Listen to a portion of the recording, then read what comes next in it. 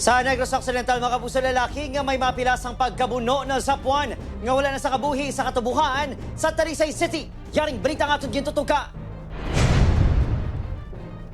Pasado na sa ESK na sa aga na sapuan sa pinakamaresidente ang ini nga lalaki nga wala na sa kabuhi sa katubuhan sa Barangay Efegenio Lezares, Talisay City. May mapilasang pagkabuno sa dughan ang lalaki. Hindi siya familiar siya, no? Wala din sa mga nakakilala siya.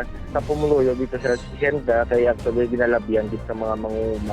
Pinaka-oras matapos masapuan, positibong kikilala sa iyang mga himatang lalaki nga si JV Arellano, taga Barangay Mansilingan, Bacolod City. As of now, ongoing ang investigation within the areas dito sa Bacolod City. Hindi pa kita ka-finalize sa Angolog.